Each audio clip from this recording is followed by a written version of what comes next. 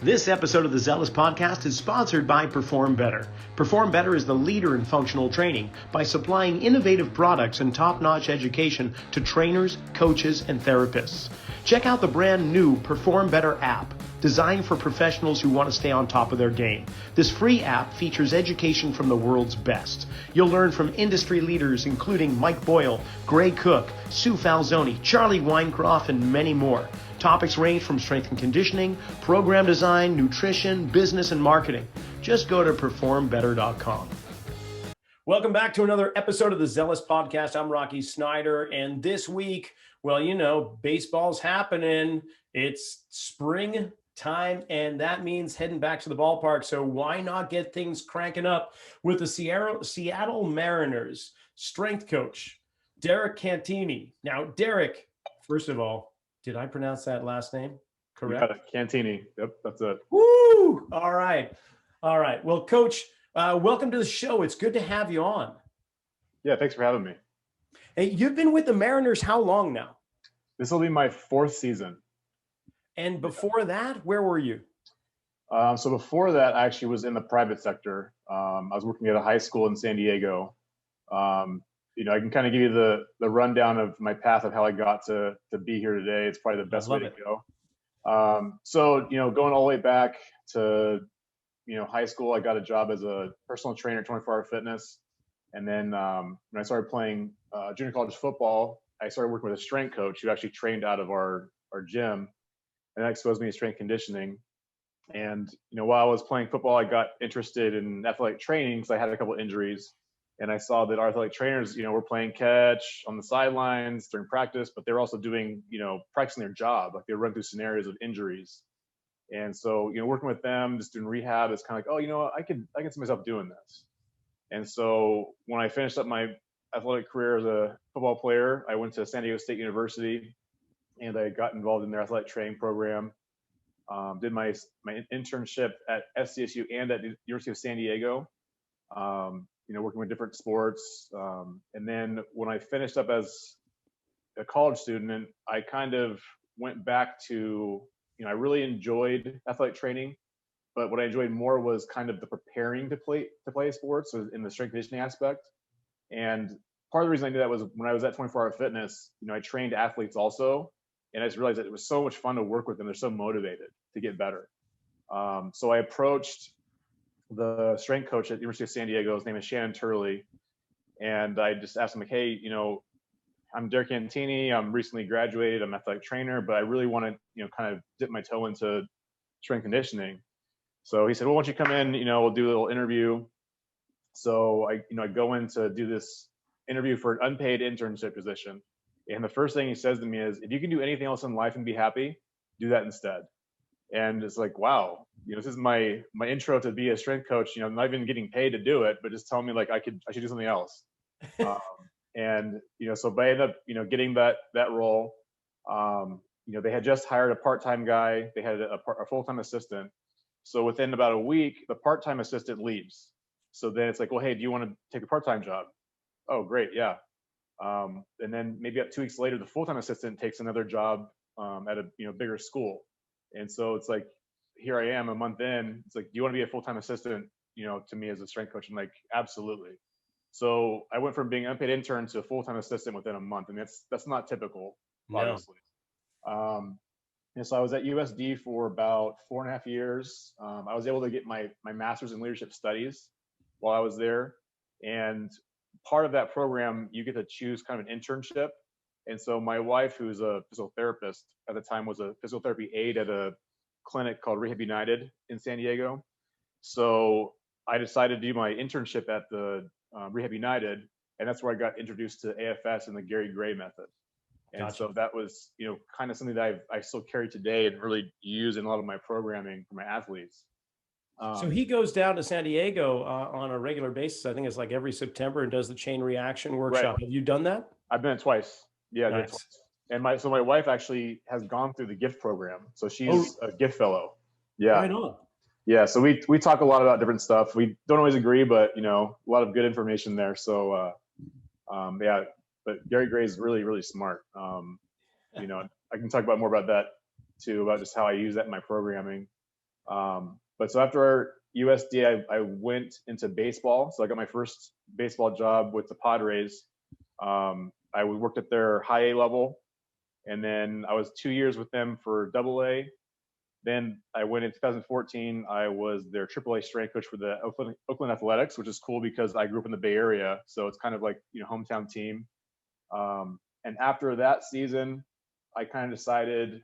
I looked at the advice I got. If you can do anything else, I'd be happy to do that instead. So with my wife, that we wanted to start a family. It's like, well, being a minor league strength coach, it's hard because you're traveling. You're gone for a month of spring training, 6 months of the season, and you have no idea where you're going to be at. Because I was in 3 different cities in 4 years in different states. Wow. So I went to the private sector, started training out of a gym called Function Factory in San Diego. I was actually doing Uber driving to kind of supplement my income during that time. And then I started working at the after school program at Kearney High School in San Diego as a strength coach. And then San Diego Unified School District actually started bringing on athletic trainers to work at their high schools. So I ended up being Kearney's first ever athletic trainer while doing also strength conditioning. So I do strength conditioning like in the morning, and then I would do athletic training after school for like game coverage and practice coverage. So you graduated with a degree in athletic training? Correct. Aha. Yeah. So I got certified in 2006 also. 2006. Okay. So that was before the master's degree requirement, or did you have to get a master's also? So for high school, I did not need a master's. Okay. But I think, if you wanted a collegiate, you have to go through the GA route, which, at the time when I graduated, I wasn't ready to go back to school. And that's one reason why I didn't do it. I hear you. Because it was just hard. But yeah, so I have my bachelor's in athletic training, but so the master's is in leadership studies. So the high school requirement was just having my bachelor's. Nice. But it was actually fun, kind of taking all my college stuff that I learned and reapplying. Because I didn't have any technology, to rehab kids. I had my hands and I had my mind, and kind of using some of those AFS, 3-dimensional philosophies, and just finding ways to integrate that and getting kids healthy from different injuries. So it was really fun. Well, let's talk about that for a second. And I definitely, the next step, of course, is getting with the Mariners. But the role of strength coach is changing. We kind of talked before the show about that and how it's blending in with so many other modalities. But the knowledge that you gained through the Gray Institute, being certified applied functional science or AFS, it really helps you kind of narrow that gap between, say, physical therapy or athletic training and performance coach or strength coach. Like, is that what you found too? Yeah, I guess when I first got exposed to AFS, and I was working at the University of San Diego, and I had different sports teams, and it's kind of being introduced to the frontal and transverse planes, where every single sport does not stay in the sagittal plane. Right. Even like I looked at my rowing team, even in the boat, they're going, kind of forward and back. You look at an ergometer, it's forward and back. But in the boat, the oar's on one side of the boat. So they actually have to rotate their shoulders, to get the oar in the water to pull. So it's transverse plane. So it's like, why are we staying, in the sagittal plane all the time? Obviously big lifts like squats, deadlifts, clean snatches, things like that, or you're going to stay in that plane of movement. Right. But when you're doing accessory movements, like why not get out of it? And especially like using bottom up, top down drivers, to look at how the kinematic chain moves. It's like, if I do a lateral lunge and I use my opposite hand, so I'm lunging right and my left hand comes across to reach down towards the ground with a dumbbell, I'm getting that ground strike, but I'm getting that top down rotation of my body orienting to that right side. So, all that stuff's going to make different tissues lengthen and load. And then when I come back out of it, they're going to, explode essentially. So it just really kind of expanded my repertoire, especially like what I can do. So it was just a big thing for me that just really started kind of just matriculating into my programming. Like let's get our big lifts in, of course, but then when we start doing accessory stuff, like let's start really getting into different planes of movement and using different drivers. And I've really even expanded to using your eyes as drivers and different stuff like vestibular rehab type movements, like with some of our athletes we have now with the Mariners. So I kind of oversee the rehab in the weight room for our injured players. So like when they're coming out of the training room, into the weight room, I integrate some of my athletic training background to what is the best exercise they can do in the weight room to complement what they do in the training room. Yes. So using different things like single leg balances with, reaching their feet in different directions or reaching their hands in different directions, or if they're compensating on some kind of say a plyometric movement, especially, how can I use their eyes to drive them out of that compensation pattern? So if they're not loading into their right leg on a box jump or a step down, if I use their vestibular system and their eyes to drive them, then they actually start getting into that leg because subconsciously they can't help it. Whereas like if you just let them kind of go in sagittal, then they just want to, load on one side only. But if I say, hey, follow my finger and watch this, and like they go, their body's going to go that direction. It's so refreshing to hear you talk about bringing in the nervous system into conditioning or strength training, because right.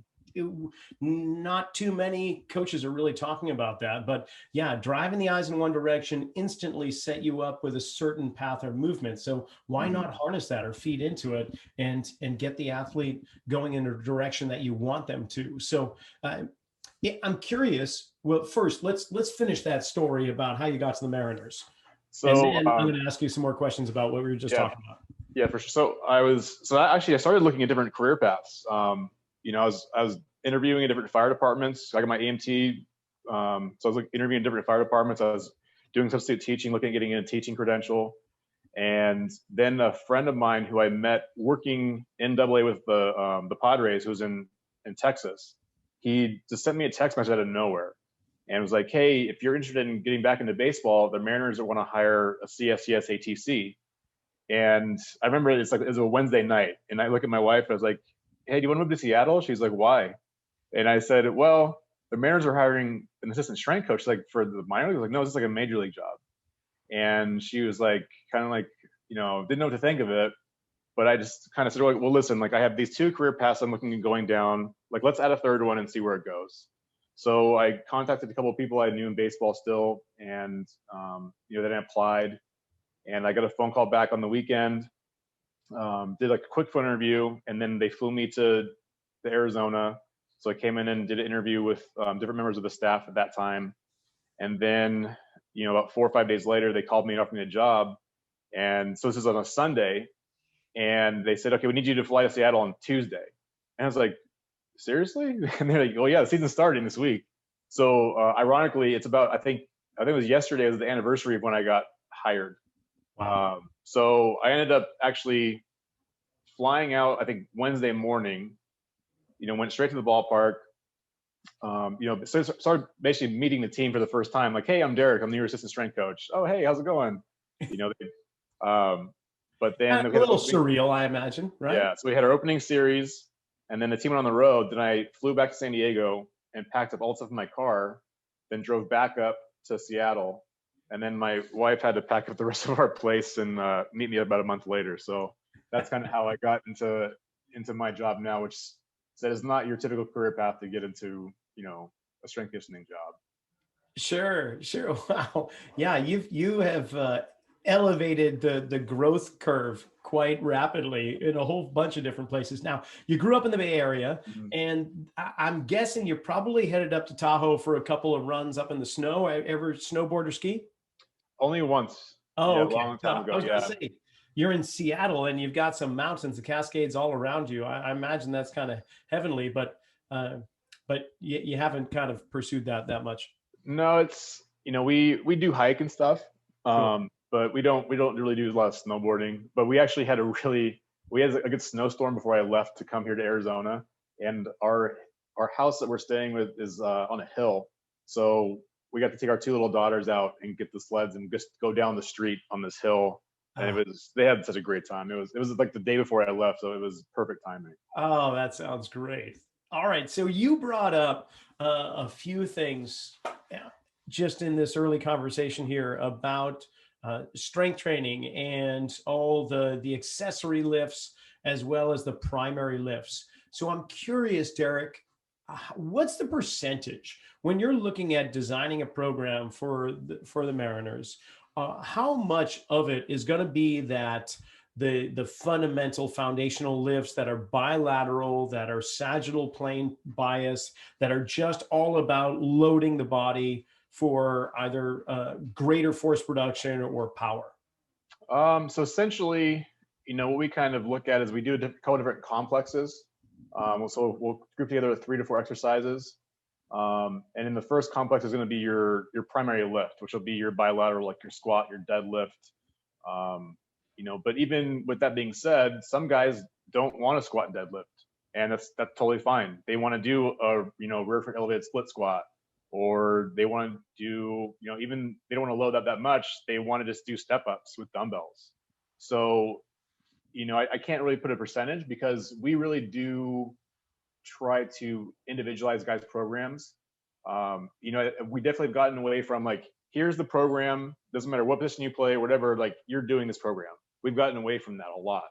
It's more about, okay, we do a movement screen assessment and we do some force plate readings, and then we see what is their needs analysis. What does it show up that they really need? And plus, being a major league strength coach versus a minor league strength coach, you're not as much in, say, player development at the major league level, because some of these guys they're in their 30s. Even though we have a younger roster this year, these guys they've already gone through the player development phase. So now it's really more about like performance, about making sure that they can play every single day and be optimal, to their abilities. So it really, for us, is kind of, we take a lot of information and we say, like, here's what we see you need, and what exercises do you like to do? Because they're kind of going to tell you what works for them. Like I said, some guys, depending on their build or their age, they may not want to load that much, especially getting that bar in their back, and axial loading. It may not be best for them. So why are we going to force them to do it? Because it makes us look better. Like that's not what we're here. We're here to make the athlete perform at their best. And the thing is too, like, we play every single day. So if we start loading guys, especially ways they don't want to be loaded, and they don't have time to recover, like they're going to break down. We play 162 games, and I think we have like 24 days off once game 1 hits to game 162. So, there's not a lot of optimal time for recovery for, pretty much 90% of the roster. So, so what kind of movements do you like? Do you like step ups? Or do you like, split squats? Do you like reverse lunges with the barbell, or like safety bars? So, it kind of depends on the player. So it's kind of a long-winded answer, but that's so encouraging to hear. It's so refreshing to know that you're basing designs on the individual and not just on some kind of spreadsheet that somebody developed that told you this is how we do it here. So you mentioned screening, and there's so many movement screens out these days, and in fact, I have one that I use that's not like the functional movement screen, which is probably the most popular, but then you also have like your Gray Institute and your Wife's Gift Fellow. So we've got 3D Maps, which is 3-dimensional movement assessment performance system. So what is it that, do you have it more like TPI, Titleist Performance Institute, for rotational, or what do you use? It's kind of a combination of a lot of things. FMS, and we've all been through the TPI course. So we made what we call our Mariner's movement screen, which is kind of based on a conglomerate of different movement screens. But definitely you have to take the rotational aspect into your movements, because we are probably the most rotational sport, but everything we do, from the pitcher to the batter, the main parts of the game is rotational. So looking for those imbalances and kind of seeing where guys, really have things they need to address. So we kind of do it like take some different parts of different movement screens and put it into our movement screen. And then based off that, we'll do some mobility, we'll do some activation stuff, that leads into their workout, or at least leads into their day going into the cage, or going out to the field for stretching and throwing. Excellent. And now you also mentioned force plates. So with an electronic force plate, are you using the force plate just as a kind of a stance, a parallel stance where they're standing there and you're getting where their mass is being managed? Is it more gait analysis, swing analysis? How do you use your force plate? So the main part for us is we do, a counter movement jump test, a squat movement or a squat jump test, and we do some single leg counter movement jump tests. And so we're looking at, like EUR, RSIs, any kind of asymmetry that kind of pops up. And then again, we can program that into their workout to say, like, here's what we're seeing is that, you don't really utilize your stretch source cycle very well. So let's do some more plyometrics. or like, hey, you really favor one side, so we can do some, RNT techniques to kind of get you out of that compensation pattern, or, just whatever they kind of really need. So that's how we build their actual workout programs, is using those things. And luckily we have people who are, way smarter than I am that look at that data, because, I kind of joke, I'm not old by any means, but you have these kids that come from college these days, and like they're exposed to all this new technology that, I'm trying to learn from them, about how to, like, you read and interpret it, and then how do we best give it to our athletes. Yeah, we are becoming much more technologically, I won't say savvy, but bombarded maybe would be a better way of describing it, to the point where almost there's too much tech at times coming at you and you can't see the forest through the trees. But I bet there are some nice, whether it's wearable tech or force plate analysis. Are there other things that you guys are harnessing in regards to tech right now? We use VBT a bit, so I think that's something that some guys really like. It's funny because talking about how you and I are a little bit on the older side, I guess, to put it nicely. But you're a handsome man. Yes, that's right. You as well. But some of the older players, they didn't come up with it, so to them it's something different. So some of them, some of them are interested, some aren't. But the younger players, I think, because they're inundated with technology so young, that it's like it's just part of what they do. So yeah, I think we try to look at ways to use more technology, like especially on the baseball side, they have a lot more stuff that they use. Like there's the K-Vest, and there's the Rapsodo, and now there's different things that look at like biomechanics, like live biomechanic data. I think in game, looking at swings, looking at pitches. So hopefully this year we'll get to kind of dive more into that stuff. But I mean, it's definitely out there. There's way more stuff out there now, and it's just kind of wading through, what's the best that you can utilize. And especially like you have to be able to tell the player why it's beneficial. And that's, I think, some of the hardest part is, with some of this tech, it's like, how do you learn it and then be able to convey it to somebody else? Because if you don't understand it and you can't convey it to them, like they don't want to use it because they don't understand the value. Sure. That's hard.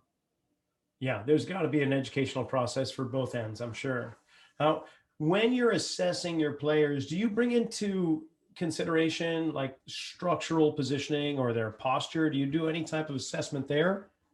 Not officially. That's actually something I think for me personally is where, I really want to kind of get into posture and gait. But I think it's hard with baseball, we have a long season, and there's a very short off season, and you don't always see your players in the off season. And that's when you would really want to make, say changes, to like a wholesale change to like a gait pattern or, postural, because once they get to spring training, they're trying to get their timing down because they have to be, pinpoint accurate as how can they throw that 95-mile-an-hour fastball like in that certain location. And especially as a batter, how can I, get in position to hit that same fastball?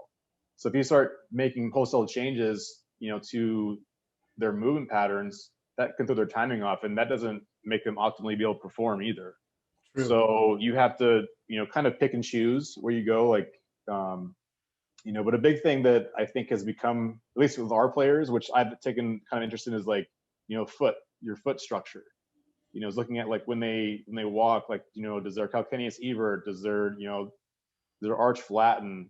Do they, actually get to their forefoot? And what happens at the chain when that happens? Or do they stay on their lateral foot all the time?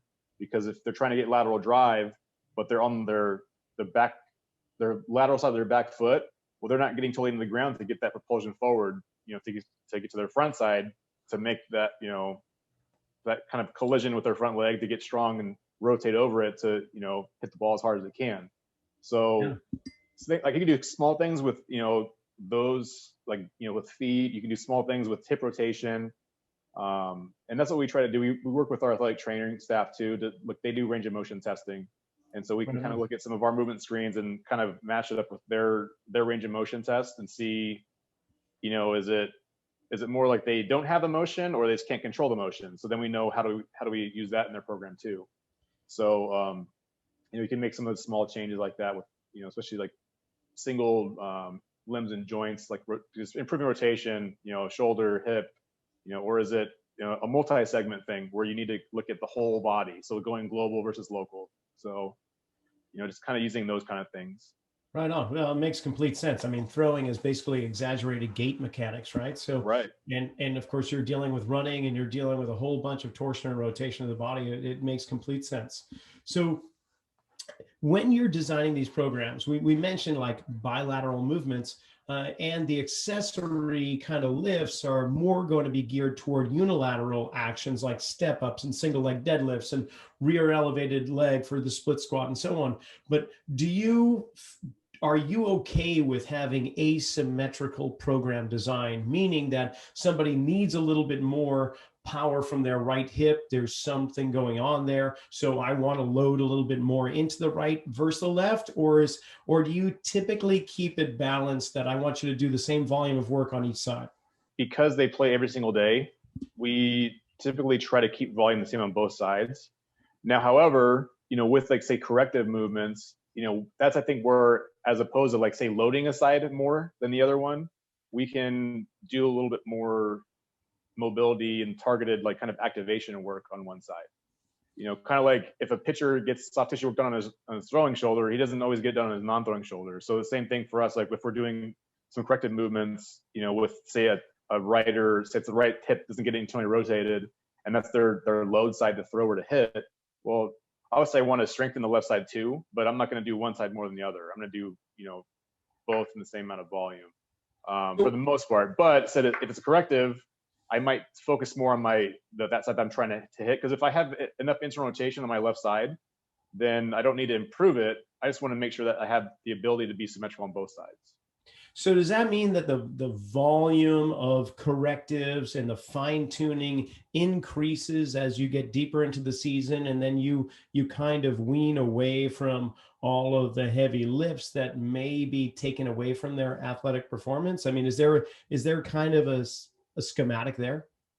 I wouldn't say that the correctives increase through the course of the season, but definitely volume of strength training, will kind of follow that same shift that you would see where you start with like a higher volume, low intensity, and like that curve kind of comes together at one point in the season. Yeah. But again, because we don't have an ideal schedule, like we're not football where they play once a week, where you have, a couple of days to recover and it's a shorter season. Like we play every day. So you can't really periodize and build out a great progression program for every player because he may only get one day off a week. And so if he's playing every single day, then the priority is not going to be how much he's loading in the weight room, especially, and this is like for the Mariners, we travel more than any team in baseball because we're, up in that Pacific Northwest corner. So, our flights are, the shortest flight we have is the Oakland and San Francisco. Everything else is over 3 hours. And then you start adding in, this is every baseball team deals with this too, to a certain extent, is you're changing time zones. And so you're coming back from a 10-day road trip where you've hit 2 time zones. You come back, and now you're playing 2 night games and a day game, and then you go back on the road again. Well, how is your recovery going to be? Like, who cares how much you're loading? Right. So I think the only people we can really try to have a really like kind of a program with is the starting pitchers, because at least they know they're only gonna play every so many days, every 5th or 6th day. Like they know for sure when their performance is gonna be. So between that, they can have, this is a rest day, this is a maybe a lower body day, this is an upper body day, this is another rest day. So they can kind of program between starts. Everybody else is, they're going. So this might be like say 1 day off a week, but a reliever might pitch 3 days in a row. And, he's coming into not ideal situations. He's coming in with runners on base. So his CNS is super heightened because, he's coming to this very high stress situation. And if he gets out of it, I mean, he's like skyrocketing like activation, CNS like fight or flight. So, then you have to get him deactivated because tomorrow he might come back into that same elevated response. So if your CNS is always on and you never actually like deregulate, well, you're also not going to get great quality work, in the weight room because we're trying to keep you almost, down when you're not supposed to be performing. So you're still how do you kick in that parasympathetic response that for the ANS, or that it just lowers them back down into the zone perhaps, and they're not so sympathetic in that fight or flight? What are some of the techniques, or are there drills or movements, exercises that you guys do? One thing that we've talked with some of our guys about is, just breathing, like, how to upregulate or downregulate using your breathing patterns. Mhm. And we have some mental skills coaches too that, they can talk guys through stuff, and everyone's different. I think it's just trying to, talk players through ways to help them find what works best for them. But I think breathing has come kind of into the foray like in the past couple of years too. I took a course through Strong First. It was a breathing course, and it talked about, for some athletes, like they would, downregulate up until the point where they had to go on the platform to compete. So they would upregulate using their breathing patterns, and once they go off the platform, that they downregulate again. This might happen multiple times in a day. So it's just trying to use that with some of our players, like especially instead of coming into, if you're a pitcher who's going to pitch multiple innings, if you have a really exciting inning and you're just really, really high coming into the dugout, well, how can we get you to downregulate, and to calm yourself down, because you have to go back out again and you don't want to be too heightened. Like some guys can work that way, but some guys can't. And so even in innings, like you have a really long inning, like say your offense is just raking the opposing pitcher and you're scoring, score 5 runs. That might be a 30 minutes where your pitcher is sitting in the dugout.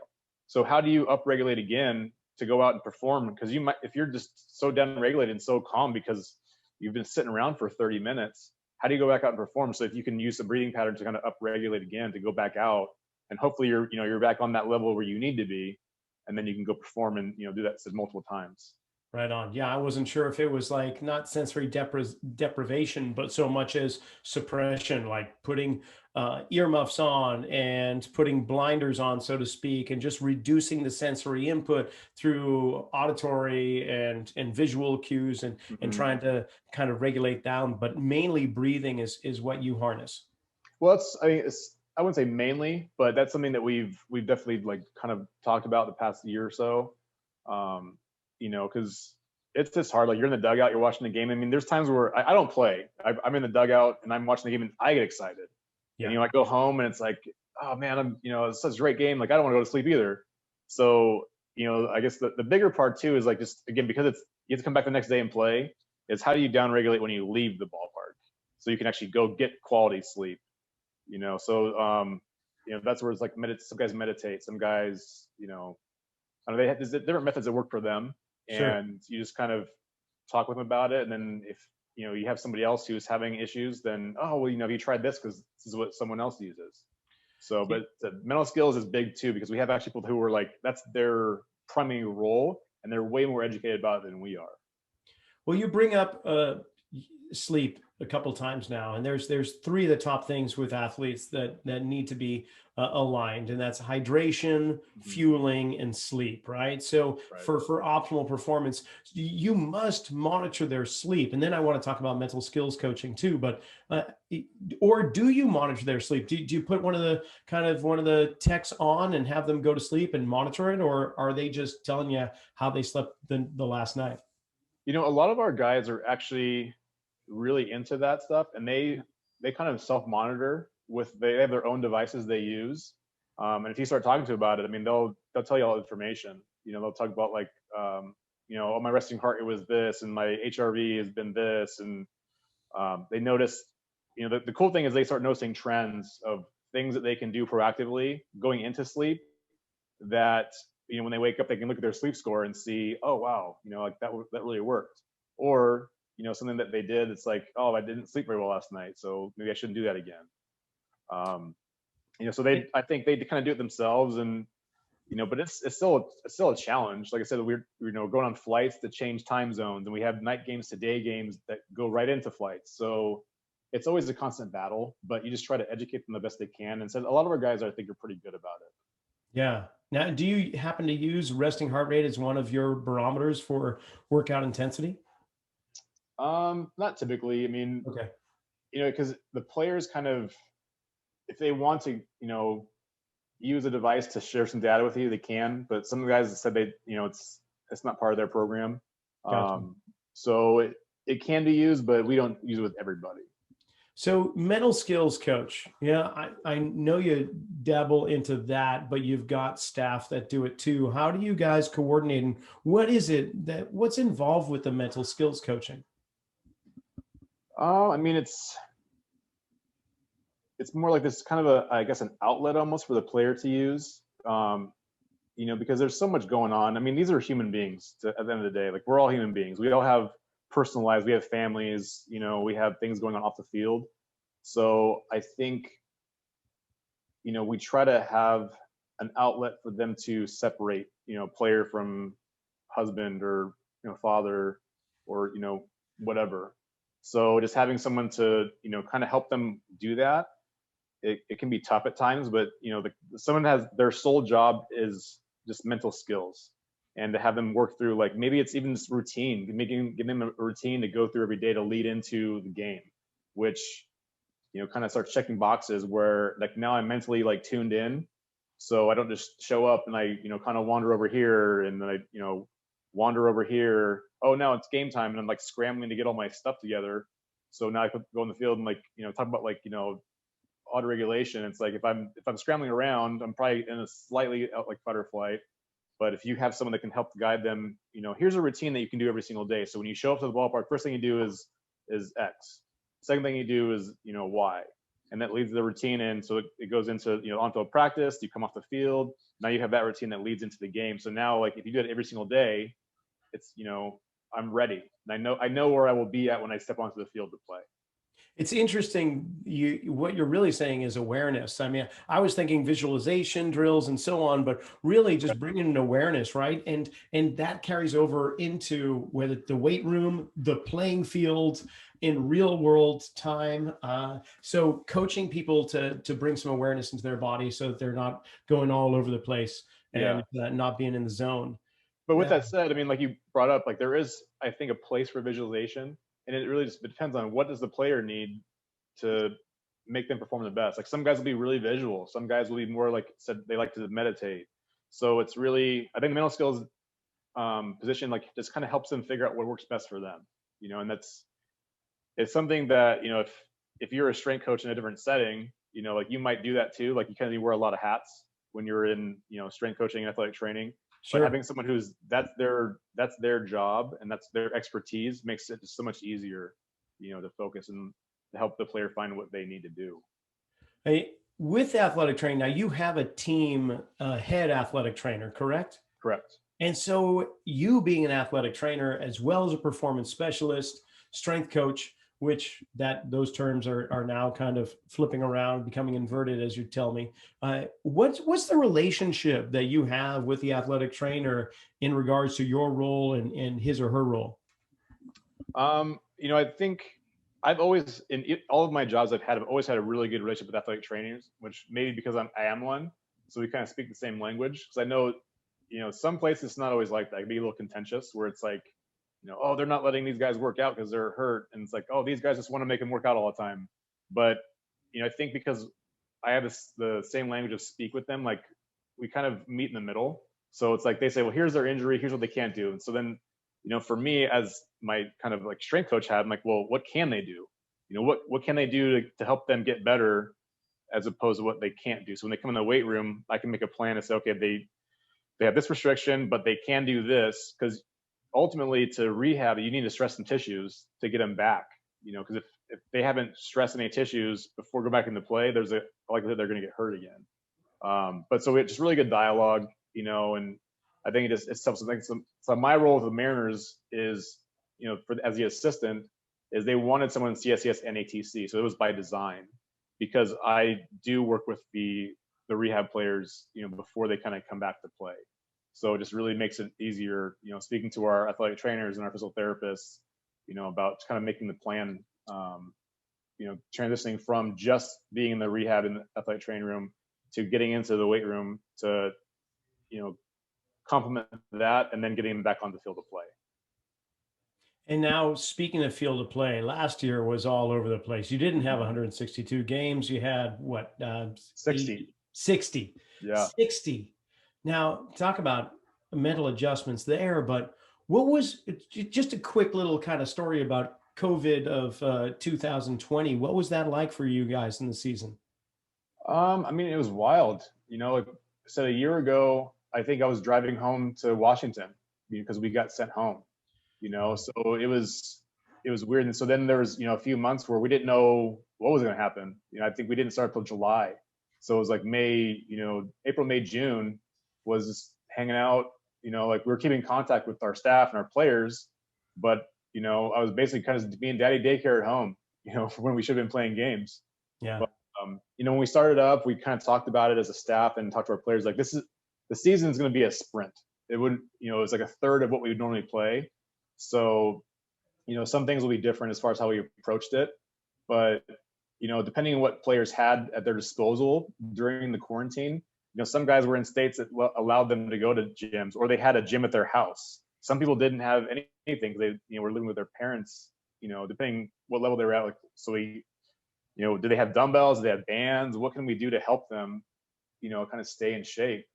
So once we showed up, it was, we had 3 weeks, kind of, we called like a summer camp, which was like a really shortened version of like a spring training. And then we started playing games. And I mean, it was really a sprint. It was over before we knew it. Just 60 games can go by really fast. Well, let's hope you don't have to repeat that anytime soon, because it sounds like we've got a full season ahead of us, right? 162 games are on your docket? That's correct. Yep. Oh, man. All right. Well, how is it just growing up in the Bay Area and then being one of the Mariners there?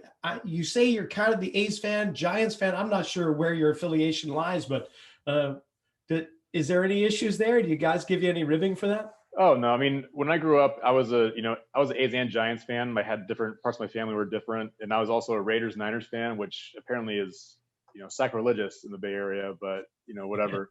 But once I got my first job into baseball, I worked for the Padres. So growing up a Giants fan, I went to Petco Park and had rooted for the Giants against them all the time. But once you start getting to know the players and you're ingrained in the culture, I mean, I don't even pay attention to what other teams are doing.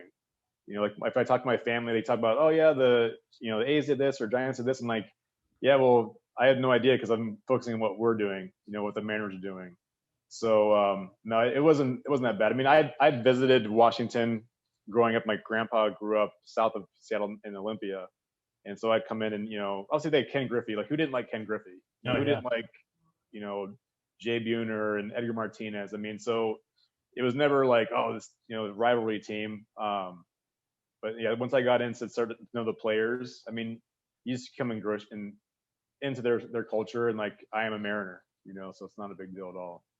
Yeah, and it's quite a town up there. You guys got a lot of sports fans up there for all your sports, so must be a fun time to be there.